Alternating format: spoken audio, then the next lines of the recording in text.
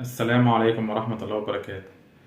في فرقة أنا شخصيا أحب أشكرها لأن هي ادت درس للنادي الأهلي، والنادي الأهلي يتعلم من الدرس ده، وهي فرقة صن داونز. صن داونز لما كسب النادي الأهلي 5-2، النادي الأهلي اتحول من نادي لنادي تاني خالص. يعني حالة اللعيبة والروح والقتال وكل حاجة وروح الفانيلا الحمراء رجع بعد ماتش صن داونز.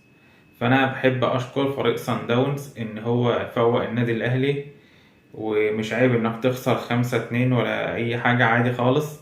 ولكن العيب ان انت بعد الخسارة تقعد يعني تخسر وتخسر وتخسر وتخسر.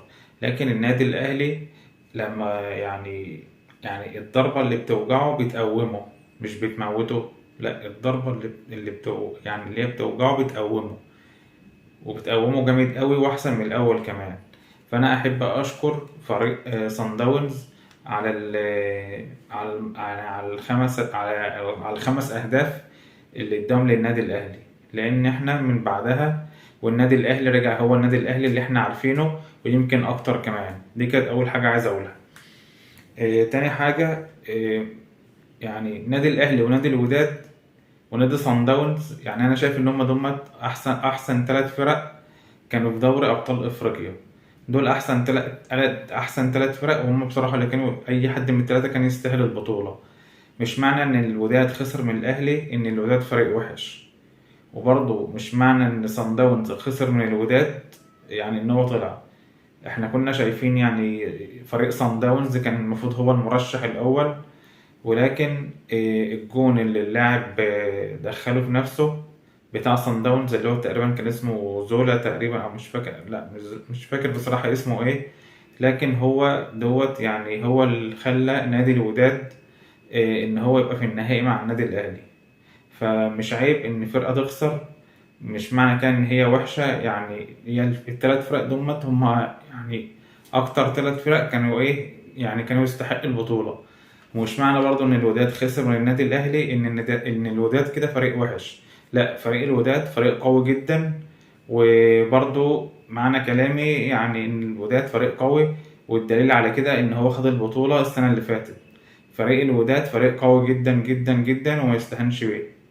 مش معنى كده ان ده عار ان هو خسر من النادي الاهلي او ده عيب. لا، يعني مباريات كرة القدم كلها مكسب وخسارة. برشلونة بيخسر، ريال مدريد، مانشستر سيتي، بص كل الفرق العالم بتخسر. مفيش فريق دايما بيوصل للنهائي. مثلا لو لنفرض مثلا مانشستر مثلا سيتي مثلا وصل 10 مرات مثلا للنهائي، هل هو معقول ان هو هيكسب ال10 مرات؟ طبعا لا. يعني الفرق دايما يعني بيبقى كلها عندها حوافز ان هي تكسب.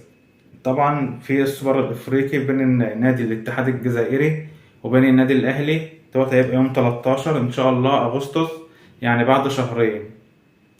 ده ميعاد نادي اتحاد العاصمة والنادي الاهلي. الميعاد بتاعهم يوم 13 اغسطس، ده الموعد المباراة. آه، ورفع النادي الاهلي عدد البطولات. يعني النادي الاهلي بقى دلوقتي معاه بطولات 147 بطولة. هنعدهم مع بعض كده ونشوفهم.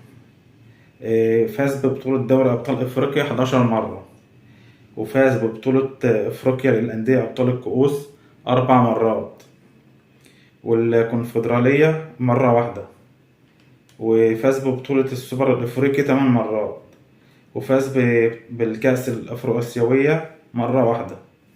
بخلاف إن الأهلي وصل مركز ثالث برونزية في كأس العالم للأندية 3 مرات.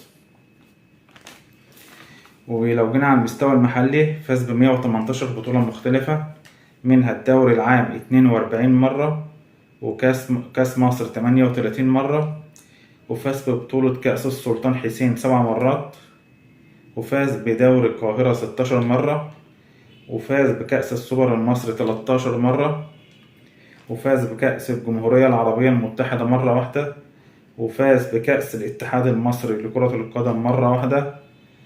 أما عن المستوى العربي، ففاز النادي الأهلي ب4 بطولات مختلفة عن المستوى العربي.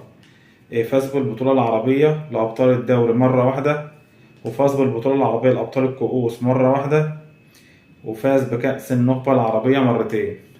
يعني كده لما جينا نجمعهم هنلاقيهم إن هما 147 بطولة. يعني النادي الأهلي بصراحة رافع راس مصر كلها، والنادي الأهلي ما يستحقش إن احنا نقعد يعني إن احنا نيجي عليه، لأن النادي الأهلي هو ممثل مصر في البطولات كلها.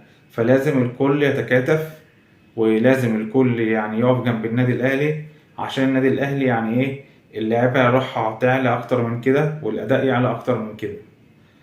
فالحمد لله يعني النادي الأهلي كسب البطولة ال11، واحنا دلوقتي بنفكر في البطولة ال12، وربنا يسهل إن شاء الله. والدوري جاي برضه اهوت، يعني حسم بنسبة 95%، فربنا يسهل وبالتوفيق للنادي الأهلي.